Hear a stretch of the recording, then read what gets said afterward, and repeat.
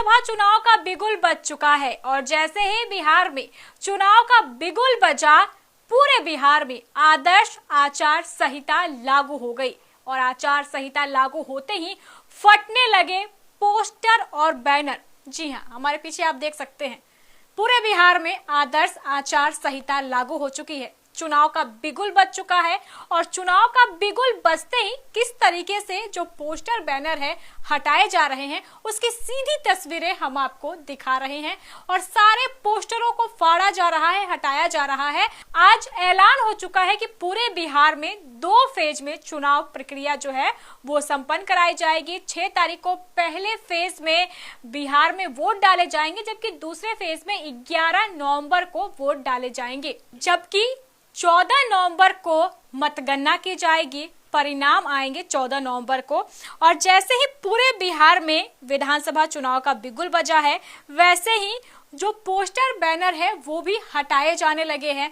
आदर्श आचार संहिता जो है वो लागू हो चुकी है। चुनाव की प्रक्रिया और घोषणा के साथ ही आज 6 अक्टूबर से आदर्श आचार संहिता लागू हो गया है।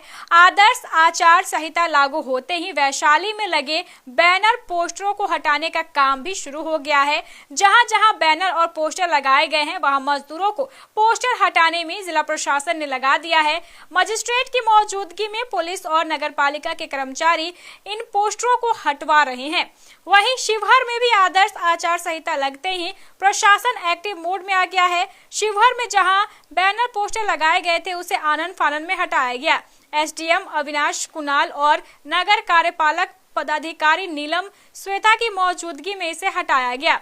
इसी के साथ हम आपको बता दें कि पूरे बिहार में आदर्श आचार संहिता लागू होते ही जो पोस्टर बैनर है वो हटाने शुरू हो गए हैं।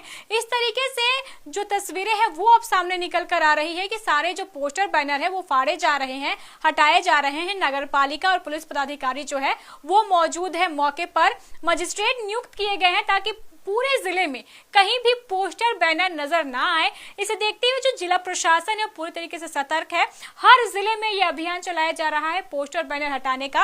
और ये कुछ तस्वीरें हम आपको दिखा रहे हैं कि जैसे ही आज 6 अक्टूबर को चुनाव की तारीखों की घोषणा हुई है, वैसे ही पूरे जो राज्य है यानी पूरे बिहार से जो पोस्टर बैनर है वो हटाए जा रहे हैं।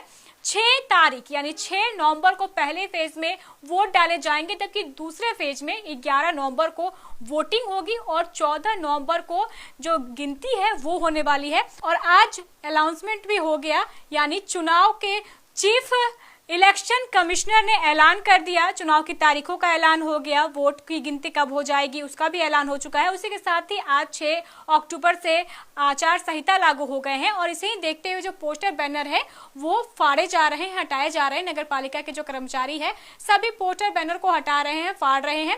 हर एक कोने कोने में लगे जो पोस्टर बैनर है उसे हटाया जा रहा है। आप देख सकते हैं मजिस्ट्रेट की भी नियुक्ति कर दी गई है ताकि जो पोस्टर बैनर लगाए गए हैं शहर में उसे हटाया जा सके। हर जगह ये जो काम है वो चल रहा है क्योंकि आदर्श आचार संहिता लागू हो चुकी है और इसके बाद एक भी पोस्टर बैनर नहीं दिखने चाहिए, जिसे लेकर प्रशासन जो है वो पूरी तरीके से तत्पर है।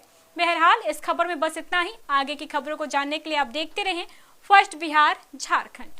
जन्मजात समस्याएं नवजात शिशु और छोटे बच्चों में बहुत आम है। नेताजी सुभाष मेडिकल कॉलेज एवं हॉस्पिटल इन समस्याओं के निदान में अहम भूमिका निभा रहा है। बाल रोग विशेषज्ञ के द्वारा लेप्रोस्कोपी के साथ सभी प्रकार की सर्जरी की सुविधा। NSMCH अम्हारा, बिहटा, पटना।